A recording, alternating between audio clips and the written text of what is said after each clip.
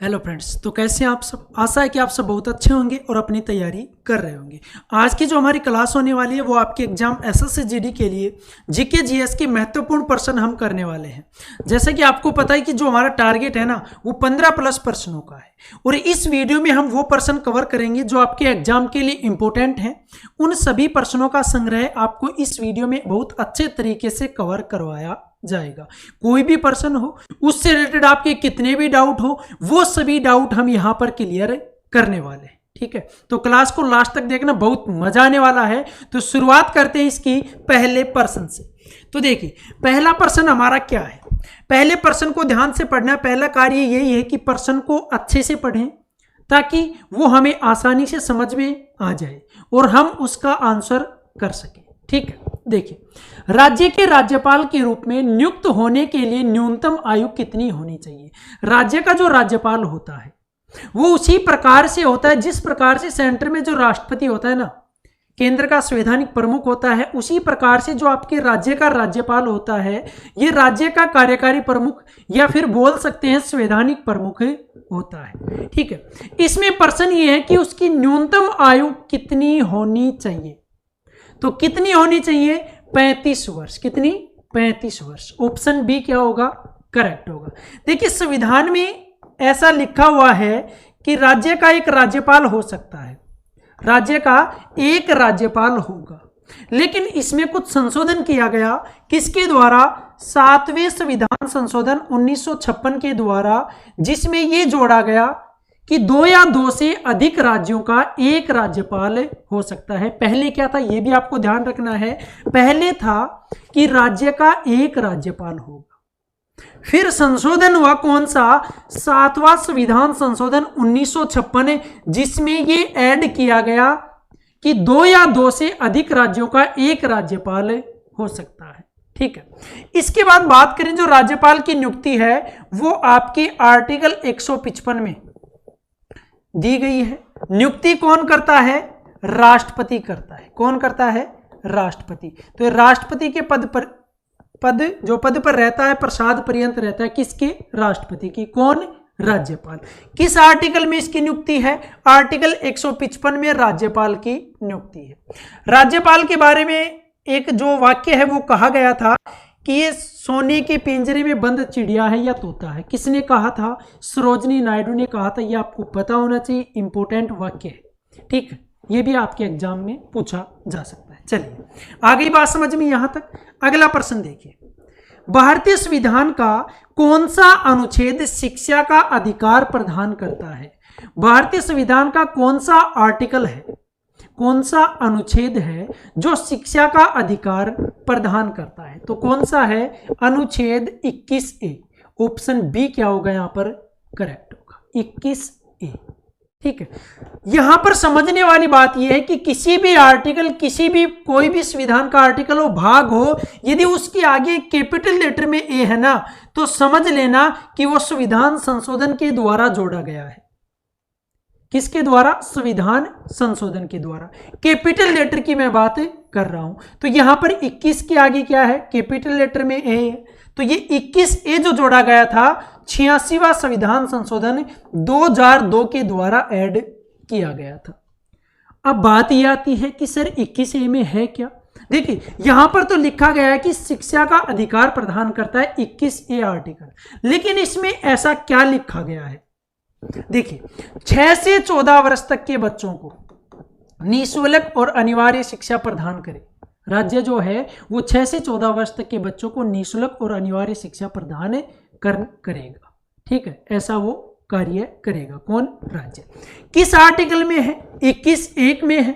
मौलिक कर्तव्यों के बारे में पढ़ा होगा, उसी में ऐड किया गया था और 86वें संविधान संशोधन 2002 के द्वारा ये ऐड किया गया। ये भी आपको ध्यान रखना है क्योंकि सीधा सीधा जो है ना वो प्रश्न यहां पर बन रहा है कि शिक्षा का जो अधिकार है वो आर्टिकल 21A में दिया गया है, किस संविधान संशोधन के द्वारा ऐड किया गया। तो कौन सा संविधान संशोधन है वो है 86वां संविधान संशोधन 2002 के द्वारा। प्रत्येक प्रश्न जो है ना वो अच्छे से समझना है, उसका आंसर आपको पता होना चाहिए, उसके बारे में जो भी इर्द गिर्द चीजें घूम रही है पर्सन से रिलेटेड जो भी चीजें हैं उसके चारों तरफ जो घूम रही है, कहने का मतलब ये है उससे रिलेटेड जितने भी पर्सन बन सकते हैं वो सभी भी हमें पता होना चाहिए, ताकि जो हम याद करते हैं ना कि ये 21, ये याद करना आसान नहीं है। पर्सन से पर्सन पढ़ा, आंसर पढ़ा, जल्दी भूल जाओगे। लेकिन यदि ये चीजें जो है ना कि कहां से आई हैं, किस प्रकार से 21A बना है, ये सब चीजें यदि आप इनको भी अच्छे से याद करते हो तो आप इस पर्सन का जो आंसर है ना वो कभी नहीं बोलोगे, और बाकी जो भी पॉइंट बनते हैं ना वो भी आसानी से कवर साथ साथ हो जाएंगे। चलिए अगला प्रश्न देखिए, जल्लीकट्टू खेल किस देश से संबंधित है? सभी ने सुना होगा इसको, तो अच्छे से जानते हैं। चलो इसके बारे में बात करते हैं, पहले आंसर देख लीजिए। जल्लीकट्टू खेल किस देश से संबंधित है? भारत से, हमारे देश से संबंधित है। अब हमारे देश में राज्य पूछ ले तो आपका राज्य है तमिलनाडु। कौन सा है? तमिलनाडु। ये जल्लीकट्टू खेल होता क्या है? इसमें बैल होते हैं, बेलगाम बैल, बेलगाम, जिनके लगाम नहीं होती। कहने का मतलब बेलगाम बैल होते हैं, लगाम रहित बैल जो होते हैं उनको खुला छोड़ दिया जाता है और लोगों के द्वारा उनको कंट्रोल किया जाता है या नियंत्रित करने का प्रयास किया जाता है। किस खेल में? जल्लीकट्टू खेल में। बात करें कब आयोजित होता है? पोंगल पर्व पर आयोजित किया जाता है जल्लीकट्टू खेल। किस पर्व पर? पोंगल पर्व पर यह आयोजित किया जाता है जल्लीकट्टू खेल। यहां तक समझ में आ गया। एक और बात करें यहां पर तमिलनाडु के बारे में तो संथूर रंगम एक खेल है, यह भी तमिलनाडु का है। कौन सा है? संथूर रंगम। एक आपका है उरियादी जल्लीकट्टू, उरियादी जल्लीकट्टू, यह भी किसका है? तमिलनाडु का। ठीक है, यह भी आपको ध्यान रखना है। ये दो और खेल हैं जो आपके इंपॉर्टेंट हैं, ये सब आपको पता होने चाहिए। Point clear? चलिए अगला प्रश्न देखिए हमारा, विश्व में हरित क्रांति के जनक कौन है? यहां पर बात हो रही है विश्व की, न कि भारत की। तो प्रश्न को ध्यान से पढ़ना। पहले लिखा हुआ है कि विश्व में हरित क्रांति के जनक कौन है, तो पहले आंसर के ऊपर चलते हैं और आंसर क्या होगा? Norman Borlaug. ऑप्शन बी क्या होगा? करेक्ट होगा। नॉर्मन बोरलॉग कौन है? अमेरिकी कृषि वैज्ञानिक है, अमेरिकी कृषि वैज्ञानिक है नॉर्मन बोरलॉग, जो कि विश्व में हरित क्रांति के जनक माने जाते हैं। यहां तक पॉइंट क्लियर? अब बात आती है कि जो हरित क्रांति शब्द है ना, यह शब्द आया कहां से? इस शब्द का जो सर्वप्रथम प्रयोग किया गया था वो विलियम गॉड के द्वारा। किसके द्वारा? विलियम गॉड के द्वारा हरित क्रांति का सर्वप्रथम प्रयोग किया गया था। संयुक्त राष्ट्र विकास संघ की जो बैठक थी उसमें इस शब्द का प्रयोग इन्होंने किया था। तो ध्यान रखना, यह प्रश्न इंपॉर्टेंट है कि हरित क्रांति शब्द का प्रयोग सर्वप्रथम किसने किया था? विलियम गॉड ने किया था। कब? संयुक्त राष्ट्र संघ की जो बैठक थी उसमें विलियम गॉड ने अपने भाषण में इस शब्द का प्रयोग किया था। यहां तक क्लियर? इसके बाद देखिए यहां पर आपको ऑप्शन में दिख रहा है एडम स्मिथ। अब ये कौन है? अर्थशास्त्र के जनक है। कौन है? अर्थशास्त्र के जनक एडम स्मिथ है। ये भी आपको ध्यान रखना है। अर्थशास्त्र के जनक कौन है? Adam Smith. ठीक। अब बात ये आती है कि विश्व में हरित क्रांति के जनक के बारे में तो हमें पता चल गया। चलिए हम बात कर लेते हैं भारत में हरित क्रांति के जनक कौन है, तो वो है doctor MS Swaminathan. MS Swaminathan ये है भारत में हरित क्रांति के जनक डॉक्टर एमएस स्वामीनाथन। बात करें वर्गीज कुरियन के बारे में तो ये है दुग्ध क्रांति। जो दुग्ध क्रांति है आपकी, उस दुग्ध क्रांति के जनक हैं, बोल सकते हैं श्वेत क्रांति भी इसको बोला जाता है। क्या बोला जाता है? श्वेत क्रांति भी इसको बोला जाता है। प्रश्न 1 था, इससे कम से कम प्रश्न बने हैं 10। कितने बने हैं? 10 बने हैं। देखिए विश्व में हरित क्रांति के जनक कौन है, ये हमारा पहला प्रश्न था। इसका आंसर हमने किया नॉर्मन बोरलॉग, जो कि कौन है? अमेरिकी कृषि वैज्ञानिक है। अब बात यहां पर यह आई कि हरित क्रांति के जनक कौन है, तो मैं आपको बता दूं हरित क्रांति के जो शब्द का प्रयोग किया था वो विलियम गोड ने किया था सबसे पहले, ठीक है। और इसके बाद बात की हमने एडम स्मिथ की, जो कि अर्थशास्त्र के जनक हैं। भारत में हरित क्रांति के जनक कौन है? Doctor MS. स्वामीनाथन है। और वर्गीज कुरियन के बारे में बात करें तो ये कौन है? श्वेत क्रांति के जनक बोल सकते हैं, दुग्ध क्रांति। नाम सुना होगा, दुग्ध क्रांति से संबंधित एक ऑपरेशन है, कौन सा?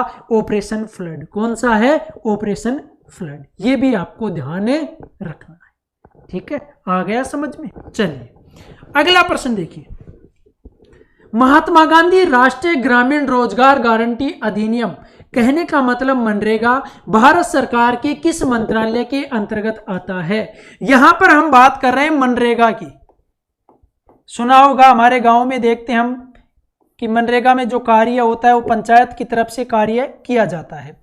या तो किसी खेत की मेड़ बांधी जाती है या फिर किसी तालाब की खुदाई की जाती है, वो कार्य इसके अंतर्गत आते हैं, जो कि 100 दिन का जो रोजगार गारंटी दिया जाता है वो इसके तहत दिया जाता है, ठीक है।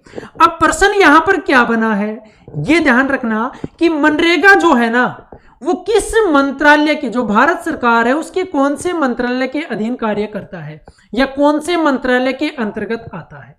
तो किस मंत्रालय के अंतर्गत? ग्रामीण विकास मंत्रालय के अंतर्गत। ऑप्शन डी यहां पर क्या होगा आपका? करेक्ट होगा। देखिए अब बात ये आती है कि ये पहले इसका नाम था नरेगा। क्या नाम था? नरेगा। नरेगा की शुरुआत कब हुई थी? 2 फरवरी 2006 को। 2 फरवरी 2006 को। किसके द्वारा? उस समय प्रधानमंत्री थे डॉक्टर मनमोहन सिंह, उनके द्वारा। आंध्र प्रदेश के, ध्यान रखना ये इंपॉर्टेंट पॉइंट है, कहां से शुरुआत हुई थी? आंध्र प्रदेश के एक जिला है अनंतपुर जिला। अनंतपुर जिला, अनंतपुर जिला के एक गांव है बदनापल्ली। कौन सा गांव है? बदनापल्ली। इस गांव से डॉक्टर मनमोहन सिंह जो है उस समय प्रधानमंत्री थे, उन्होंने इसकी शुरुआत की थी। किसकी? नरेगा की। कब? 2 फरवरी 2006 को। तत्कालीन बोल सकते हैं क्योंकि उस समय यही प्रधानमंत्री थे। तो आंध्र प्रदेश के अनंतपुर जिले के बदनापल्ली गांव से नरेगा की शुरुआत हुई। अब आप सोच रहे होंगे सर ये तो नरेगा तो पहले कैसे मान सकते हैं, क्योंकि अब इसका जो नाम है ना वो क्या है? मनरेगा है। इसका आगे क्या ऐड किया गया? एमजी, मतलब महात्मा गांधी। और ये नाम कब चेंज किया गया ये भी आपको पता होना चाहिए। 2 अक्टूबर 2009 को। 2 अक्टूबर 2009 को नरेगा से नाम बदलकर क्या कर दिया गया? मनरेगा कर दिया गया। कहने का मतलब जो पहले राष्ट्रीय ग्रामीण रोजगार गारंटी योजना थी उसका नाम कर दिया गया महात्मा गांधी राष्ट्रीय ग्रामीण रोजगार गारंटी योजना। आ गई बात समझ में? किस प्रकार से नरेगा की शुरुआत हुई, कब शुरुआत हुई, कहां से, किस राज्य के कौन से जिले से, कौन से गांव से इसकी शुरुआत की, किसके द्वारा इसकी शुरुआत की गई, नरेगा से मनरेगा किस प्रकार से बना, प्रत्येक पर्सन का जो आपका कंफ्यूजन है वो दूर हो चुका है, ठीक है ना। चलिए अगला प्रश्न देखिए। वॉलीबॉल के खेल में एक समय में प्रत्येक पक्ष के कितने खिलाड़ियों को फील्ड में खेलने की अनुमति होती है? किस खेल की हम बात कर रहे हैं? वॉलीबॉल खेल की हम बात कर रहे हैं। और ये पूछ क्या रहा है कि एक समय में प्रत्येक पक्ष के कितने खिलाड़ियों को फील्ड में खेलने की अनुमति होती है? तो कितने खिलाड़ियों को? 6 खिलाड़ियों को। ऑप्शन बी यहां पर क्या होगा? करेक्ट। देखिए वॉलीबॉल का जो जन्म है ना वो हुआ था अमेरिका में, या बोल सकते हैं इसकी शुरुआत कहां से हुई थी? अमेरिका में इसकी शुरुआत हुई थी। और वॉलीबॉल की जो प्रथम विश्व चैंपियनशिप हुई थी ना वो 1949 में हुई थी। कब हुई थी? 1949 में। यह भी आपको ध्यान रखना है। वॉलीबॉल की प्रथम विश्व चैंपियनशिप कब हुई थी? 1949 में। अब इस गेम के बारे में बात कर रहे हैं तो यह भी आपको पता होना चाहिए कि वॉलीबॉल को ओलंपिक में कब शामिल किया गया। तो वॉलीबॉल को ओलंपिक में शामिल किया गया 1964 में। कब? 1964 में इसको ओलंपिक में शामिल किया गया। उस समय ओलंपिक हो रहे थे टोक्यो में। कहां पर? टोक्यो ओलंपिक में इसको शामिल किया गया था वॉलीबॉल को पहली बार। किसमें? ओलंपिक में। कब? 1964 में। आ गई बात समझ में? किसका विकास बोल सकते हैं, जन्म कहां पर हुआ था? अमेरिका में। प्रथम जो विश्व चैंपियनशिप हुई थी वॉलीबॉल की वो 1949 में हुई थी। ओलंपिक में शामिल किया गया 1964 में, टोक्यो ओलंपिक में इसको शामिल किया गया था। ठीक है, समझ में आ गया? चलिए अगला प्रश्न देखिए, निम्नलिखित में से कोली भारतीय किस राज्य का लोक, यहां पर लोक नृत्य के बारे में बात कर रहे हैं कि जो कोली है ना वो किस भारतीय राज्य का लोक नृत्य है? तो कोली महाराष्ट्र का है। ऑप्शन बी क्या होगा यहां पर करेक्ट होगा? ऑप्शन बी क्या होगा? करेक्ट होगा। कोली कहां का है? महाराष्ट्र का लोक नृत्य है। अब बात आई है महाराष्ट्र की, तो एक तो लावणी है, वो भी कहां का है? महाराष्ट्र का। एक डिंडी है, ये भी कहां का है? महाराष्ट्र का लोक नृत्य है। इसके साथ ही ऑप्शन ए आपके सामने दिख रहा है, क्योंकि लोक नृत्य जो है ना वो हमेशा आपको प्रश्न देखने को मिलेगा लोक नृत्य से संबंधित, जो कि आपको 2 नंबर जरूर देके जाएगा। ठीक है, तमिलनाडु के बारे में बात करें तो अभी हम बात कर रहे थे जल्लीकट्टू खेल से संबंधित, तो यहां पर लेकिन बात यह है कि लोक नृत्य से संबंधित प्रश्न है। किससे संबंधित? लोक नृत्य से। तो तमिलनाडु का एक तो आपका कुमी है, एक करगट्टम है। करगट्टम ये कहां के? आपके तमिलनाडु के लोक नृत्य है, कुमी और करगट्टम। एक शास्त्रीय नृत्य के बारे में बात करें तो वो आपका तमिलनाडु का कौन सा है? भरतनाट्यम। भरतनाट्यम इसके बारे में भी आपको पता होना चाहिए। भरतनाट्यम जो है ना वो सबसे पुराना शास्त्रीय नृत्य है। ठीक है, इसके बाद झारखंड की बात करें, जो कि आपका ऑप्शन डी दिख रहा है, झारखंड। झारखंड के जो लोक नृत्य हैं वो आपको याद रखने की आवश्यकता नहीं, सीधे सीधे ऐसे ही नाम है। देखिए, एक तो झुमेर है, जैसे झारखंड जैसे झुमेर, और इसी झुमेर से संबंधित 2 हैं। एक तो आपको बताना है कि मर्दाना झुमेर और एक है जनानी झुमेर। ये दोनों जो लोक नृत्य है ना, और ये तीसरा झुमेर, ये किस राज्य से संबंधित है? झारखंड राज्य से संबंधित है। किस राज्य से? झारखंड राज्य से संबंधित है। पश्चिम बंगाल की यदि हम बात करें तो पश्चिम बंगाल जो है ना उससे संबंधित है, एक आपका इंपॉर्टेंट है गंभीरा। कौन सा है? गंभीरा। किस राज्य से संबंधित है? पश्चिम बंगाल से संबंधित है। जो भी मैंने लोक नृत्य बताया आशा कि आपको बहुत अच्छे तरीके से समझ में आए होंगे। समझना नहीं है, इनको याद भी रखना है। क्या रखना है? याद रखना है, तभी आपका जो पढ़ना है ना वो सफल हो पाएगा, वरना आपका पढ़ना क्या है? बेकार है। ठीक है, तो ध्यान रखना। महाराष्ट्र के कौन कौन से हैं? लावणी है, कोली है, डिंडी है। तमिलनाडु की बात करें तो कुमी, करगट्टम है, और शास्त्रीय नृत्य है भरतनाट्यम। पश्चिम बंगाल की बात करें तो गंभीरा है, और झारखंड राज्य की यदि हम बात करें तो झुमेर है, एक मर्दाना झुमेर है और एक जनाना झुमेर है। ये किस राज्य के लोक नृत्य हैं? ये आपके झारखंड राज्य के लोक नृत्य है। ठीक है, चलिए देखिए अगला प्रश्न देखिए हमारा कि 1290 से 1320 के दौरान किस वंश ने दिल्ली पर शासन किया था? दिल्ली सल्तनत की यहां पर बात हो रही है। तो दिल्ली सल्तनत के बारे में बात करें तो देखिए पहला वंश कौन था आपका दिल्ली सल्तनत पर? गुलाम वंश था। कौन सा था? गुलाम वंश, जिसने शासन किया था 1206 से 1290 तक। ठीक है, दूसरा वंश था आपका खिलजी वंश। ये क्रम है ना, ये क्रम भी आपको पता होना चाहिए। साथ ही उसकी जो शासन है, जो उसका कार्यकाल था, जिसने कब से कब तक शासन किया, वो भी आपको पता होना चाहिए। खिलजी वंश ने शासन किया था 1290 से 1320 तक। तीसरा आपका है तुगलक वंश। ठीक है, तुगलक वंश ने शासन जो किया था वो 1320 से 1414 तक। इसके बाद आया आपका सैयद वंश, और सैयद वंश ने शासन किया 1414 से 1451 तक। और अंतिम की बात करें तो अंतिम है आपका 5वां लोधी वंश, या बोल सकते हैं दिल्ली में प्रथम अफगान वंश आया था जिसने शासन किया था 1451 से 1526 तक। यहां तक आपकी दिल्ली सल्तनत थी। ठीक है, इन 5 वंशों ने शासन किया था। ये 5 वंशों का जो क्रम है ना दिल्ली सल्तनत पर शासन करने का, ये आपको पता होनी चाहिए। इनका सन वो भी आपको पता होना चाहिए। साथ ही एक और इंपॉर्टेंट पॉइंट ध्यान रखना कि इनकी स्थापना किसके द्वारा की गई, ये भी आपको पता होना चाहिए। चलिए गुलाम वंश की बात करते हैं, तो गुलाम वंश की जो स्थापना है वो कुतुबुद्दीन ऐबक के द्वारा की गई। किसके द्वारा?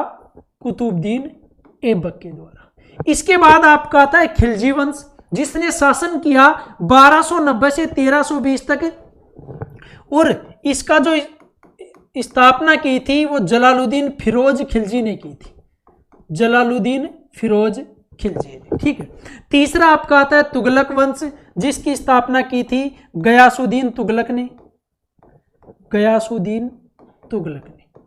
प्रत्येक पॉइंट समझना है अच्छे से और याद रखना है, ठीक है। अगला आता है आपका सैयद वंश, जिसने शासन किया 1414 से 1451 तक, और सैयद वंश की जो स्थापना की वो खिज्जर खान ने की थी। किसने की थी? खिज्जर खान ने। लास्ट आपका लोधी वंश, और लोधी वंश की स्थापना की थी बहलोल लोधी ने। बहलोल लोधी ने। तो ये सब चीजें जो है ना वो आपको पता होनी चाहिए।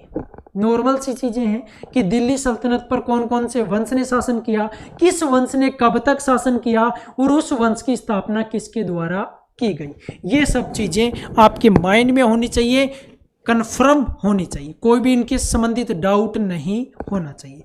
अब देखिए प्रश्न क्या था वो देखते हैं कि 1290 से 1320 के दौरान किस वंश ने शासन किया दिल्ली पर। तो यहां पर यदि आपको ये पता है ना, तो आप इसका जो आंसर है वो आसानी से दे सकते हो, बिना किसी डाउट, बिना किसी झिझक के। किसने शासन किया था? खिलजी वंश ने। तो ऑप्शन हमारा क्या होगा? बी करेक्ट होगा। किसने किया था? खिलजी वंश ने। खिलजी वंश की स्थापना किसने की थी? जलालुद्दीन फिरोज खिलजी के द्वारा खिलजी वंश की स्थापना की गई थी, ठीक है। Point clear. चलिए अगला प्रश्न देखिए। बहादुर शाह जफर और उनके बेटों को ब्रिटिश अधिकारियों ने दिल्ली में कहां से गिरफ्तार किया था? जो बहादुर शाह जफर थे उनके बारे में बात करें तो देखिए वो थे 1857 के विद्रोह के नेता के रूप में कार्य कर रहे थे, या फिर बोल सकते हैं 1857 के जो विद्रोह हुआ था उसका नेतृत्व कर रहे थे कौन? बहादुर शाह जफर। अब बात आई है कि बहादुर शाह जफर और उनके बेटों को ब्रिटिश अधिकारियों ने दिल्ली में कहां से गिरफ्तार किया? हुमायूं के मकबरे से। कहां से? हुमायूं के मकबरे से। ऑप्शन ए क्या होगा? करेक्ट होगा। देखिए उनके बेटों के बारे में बात करें तो इनके बेटों को जो है ना वो अंग्रेज लाल किले के सामने गोली मारकर इनकी हत्या कर दी थी। किसके सामने? लाल किले के सामने। अब बात आती है बहादुर शाह जफर की, तो बहादुर शाह जफर को गिरफ्तार तो कर लिया गया था, लेकिन बहादुर शाह जफर को निर्वासित करके कहां भेज दिया? रंगून भेज दिया। कहां पर भेज दिया? रंगून। और जहां पर इनकी मृत्यु हुई 1862 में। कब हुई? 1862 में। ये आपको पता होना चाहिए। 1857 के विद्रोह का नेतृत्व किसके द्वारा किया जा रहा था? बहादुर शाह जफर के द्वारा। साथ ही उनके बेटों को ब्रिटिश अधिकारियों ने दिल्ली के हुमायूं के मकबरे से गिरफ्तार किया और उनके बेटों को लाल किला जो है ना हमारा दिल्ली का, उसके सामने गोली मारकर हत्या कर दी और बहादुर शाह जफर को निर्वासित करके रंगून भेज दिया गया, जहां पर इनकी मृत्यु हो गई 1862 में। कब हो गई थी? 1862 में। Point clear. चलिए अगला प्रश्न देखिए। किसने स्वतंत्रता पूर्व भारत में गरीबी रेखा की अवधारणा प्रस्तुत की थी? स्वतंत्रता के पूर्व भारत में जो गरीबी रेखा की अवधारणा थी वो किसने प्रस्तुत की थी? ये हमारा प्रश्न है। तो आंसर क्या होगा हमारा? दादा भाई नौरोजी। ऑप्शन ए क्या होगा? करेक्ट होगा। इनसे संबंधित यदि हम बात करें, चर्चा करें, तो एक 1901 की बात आती है। कब की? 1901 का पॉइंट है एक इंपोर्टेंट, वो ध्यान रखना है। इनकी एक पुस्तक प्रकाशित हुई थी 1901 में, poverty and in British rule in India. आगे बात समझे। तो ये इनकी पुस्तक है जो आपको पता होना चाहिए। कब प्रकाशित हुई थी? 1901 में प्रकाशित हुई थी।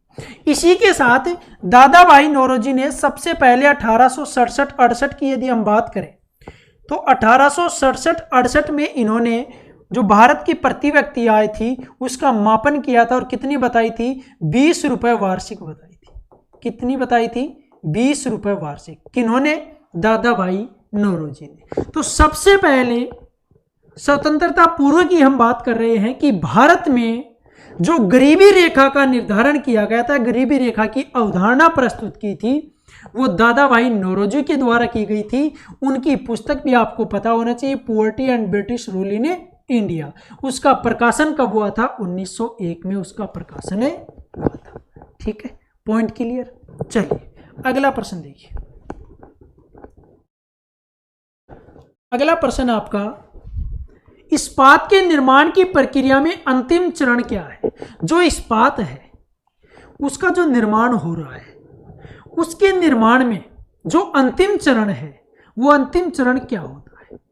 इस प्रश्न का अंदाजा आप अपने आप से लगा सकते हैं कि जो आपका एग्जाम आ रहा है, लगभग महीना ही मान लीजिए, ठीक है। अब आप क्या कर रहे हो? अपनी तैयारी को अंतिम रूप दे रहे हो। क्या दे रहे हो?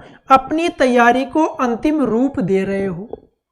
उसी प्रकार से यहां पर पूछा है कि इस्पात के निर्माण में अंतिम चरण क्या होगा, तो आप अंतिम जो रूप दे रहे हो अपनी तैयारी को, वो सिलेक्शन का ही तो दे रहे हो। तो यहां पर क्या होगा? इस्पात को आकार देना, मतलब जिस भी आकार में हम उसको ढालना चाहते हैं वो उसका अंतिम चरण होगा। पहले इस्पात को पिघलाया जाएगा, ठीक है, पिघला कर उसको ठंडा कर लिया जाता है।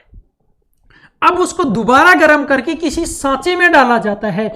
जो भी हम बनाना चाहते हैं उससे संबंधित जो अंतिम रूप है उसको सांचे में डाला जाता है, ताकि हम उसको वो आकार दे सके जो हम बनाना चाह रहे हैं, या मतलब कह सकते हैं इच्छित आकार दे सके। जो हमारी इच्छा है उसको बनाने की, वैसा आकार दे सके। तो इस्पात को आकार देना क्या है? अंतिम चरण है। किसका? इस्पात के निर्माण की प्रक्रिया का। ठीक है, पॉइंट क्लियर। चलिए अगला प्रश्न देखिए। अगला प्रश्न आपका, स्त्रीकरण में प्रजातियों का वितरण कैसे किया जाता है? स्त्रीकरण में जो प्रजातियां होती हैं उसका वितरण कैसे किया जाता है? देखिए, स्त्रीकरण के बारे में यदि हम बात करें, किसी भी जैविक समुदाय में जो प्रजातियां रहती हैं, विभिन्न जो प्रजातियां रहती हैं, उन प्रजातियों के ऊर्ध्वाधर वितरण को ही क्या बोला जाता है? स्त्रीकरण बोला जाता है। अब मैंने आपको परिभाषा बता दी। यदि आपने इस परिभाषा को अच्छे से सुना है तो इसी परिभाषा में आपका आंसर छुपा हुआ है। प्रश्न क्या है? फिर से देखिए कि स्त्रीकरण में जो प्रजातियां हैं उन प्रजातियों का जो वितरण है वो कैसे किया जाता है। तो कैसे किया जाता है? अभी बताया था मैंने प्रजातियों के ऊर्ध्वाधर वितरण को, तो यहां पर ऑप्शन में क्या है? ऊर्ध्ववत। ऑप्शन डी क्या होगा? करेक्ट होगा। किसी भी जैविक समुदाय में विभिन्न प्रजातियों के विभिन्न स्तर में को ऊर्ध्वाधर वितरण को ही क्या बोला जाता है? स्त्रीकरण बोला जाता है। ठीक है, चलिए अगला प्रश्न देखिए। रिक्त स्थान को संगीत नाटक अकादमी फेलोशिप से सम्मानित किया गया। किनको? जो संगीत नाटक अकादमी फेलो है, कहने का मतलब अकादमी रत्न से सम्मानित किया गया। तो किनको किया गया? जतिन गोस्वामी को। ऑप्शन बी क्या होगा? करेक्ट होगा। अब ये तो हमें पता चल गया कि जो संगीत नाटक अकादमी है उससे सम्मानित किया गया जतिन गोस्वामी को। अब ये हैं कौन? इनके बारे में यदि हम बात करें तो ये हैं आपके क्षत्रिय अकादमी। क्षत्रिय अकादमी गुवाहाटी के संस्थापक निदेशक हैं। गुवाहाटी के क्या है? संस्थापक निदेशक हैं। कौन? जतिन गोस्वामी। ठीक है।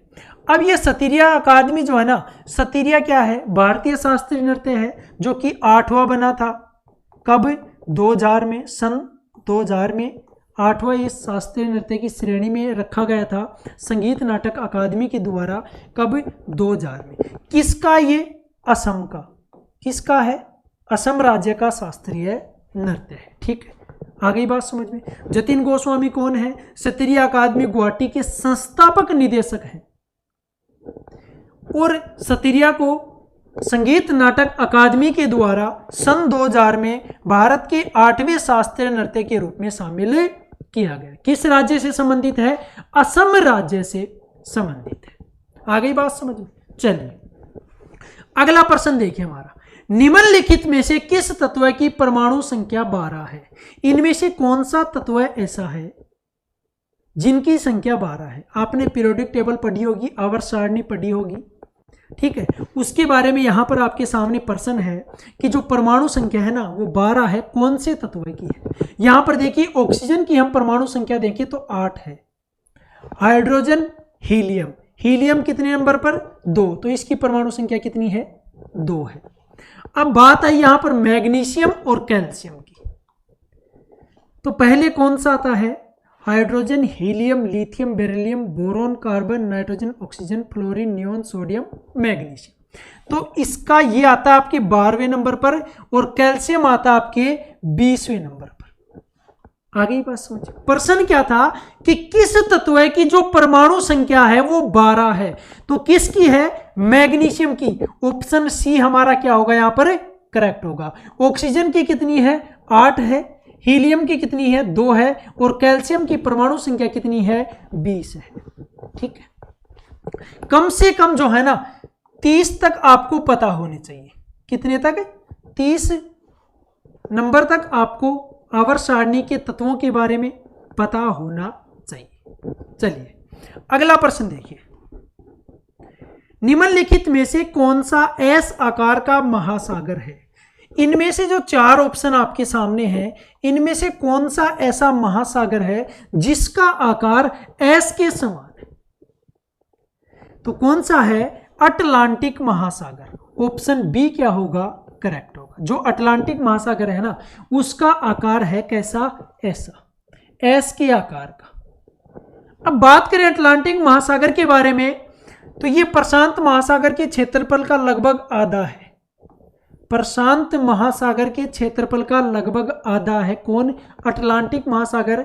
और विश्व में सबसे बड़ा और गहरा जो महासागर है वो कौन सा आपका? प्रशांत महासागर। कौन सा है? प्रशांत महासागर। इसी वजह से दूसरे महासागरों की तुलना की जाती है किससे? प्रशांत महासागर से। जैसे कि मैंने बताया कि अटलांटिक महासागर किससे संबंधित है कि क्षेत्रफल की बात करें तो प्रशांत महासागर का आधा है। ठीक है, चलिए अगला प्रश्न देखिए। गणेश चतुर्थी हिंदू पंचांग के अनुसार किस माह के चौथे दिन से शुरू होती है?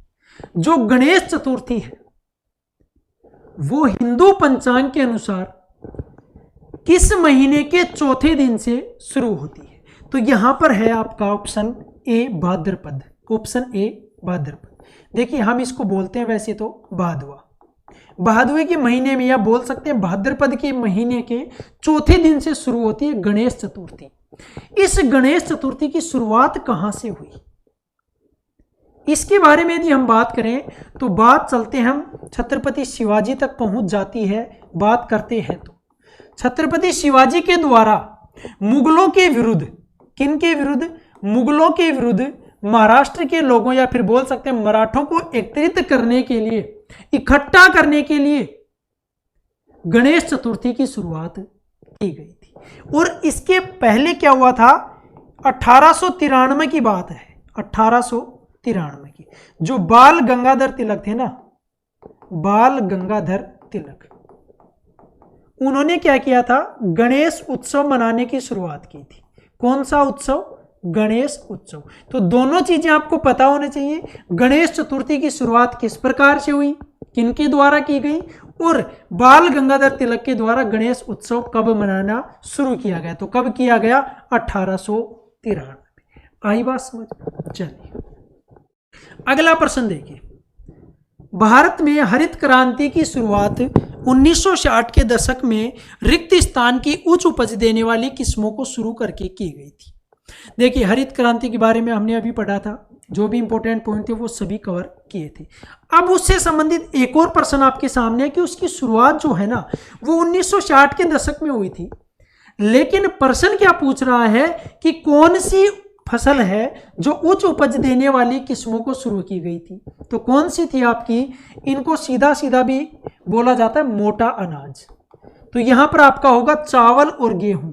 ऑप्शन ए करेक्ट होगा। देखिए वैसे भी सबसे ज्यादा जो लाभान्वित फसल हुई है ना हरित क्रांति से, यदि आपसे पूछा जाए प्रश्न कि हरित क्रांति से सबसे ज्यादा जो प्रभाव पड़ा है या सबसे ज्यादा जो लाभान्वित फसल है या जिसका उत्पादन हरित क्रांति के बाद अच्छे तरीके से होने लगा है, तो वो है आपकी गेहूं।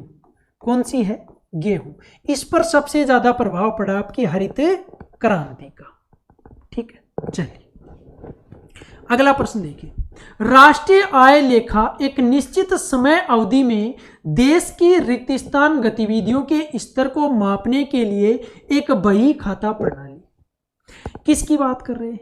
राष्ट्रीय आय लेखा की हम बात कर रहे हैं कि राष्ट्रीय आय लेखा क्या होता है कि एक निश्चित समय अवधि में देश की जो गतिविधि है, कौन सी गतिविधि, वो हमसे प्रश्न पूछ रहा है कि उस गतिविधि के स्तर को मापने के लिए एक बही खाता प्रणाली है। तो राष्ट्रीय आय की बात आई है तो आपको पता है कि आर्थिक गतिविधि होगी इसमें सम्मिलित, तो ऑप्शन सी हमारा क्या होगा यहाँ पर करेक्ट होगा। इस परिभाषा को ध्यान रखना कि राष्ट्रीय आय लेखा एक निश्चित समय अवधि में देश की आर्थिक गतिविधि के स्तर को मापने के लिए एक बही खाता प्रणाली है। ठीक है, बही खाता प्रणाली। राष्ट्रीय आय लेखांकन प्रणाली जो है ना, वो देश में अनिश्चितताओं का पता लगाती है। उसके आधार पर ही जो कर है और जो उधार लेने की प्रणाली है वो लागू करती है। कौन? सरकार। तो राष्ट्रीय आय लेखा एक निश्चित समय में देश की जो आर्थिक गतिविधि है उसका हिसाब किताब या फिर उस स्तर को मापने के लिए क्या है? बही खाता प्रणाली। ठीक है, अच्छे से समझ में आ गया होगा। तो ये थे हमारे आज के महत्वपूर्ण प्रश्न। आशा है कि आपको क्लास बहुत अच्छे तरीके से समझ में आई होगी, बहुत कुछ आज आपको सीखने को मिला होगा। यदि आप चैनल पर नए हैं तो चैनल को सब्सक्राइब करना न भूलें, बेल आइकन प्रेस कर ले ताकि प्रत्येक क्लास का नोटिफिकेशन आपके पास प्राप्त हो सके और आपको ये क्लास डेली मिलने वाली। धन्यवाद।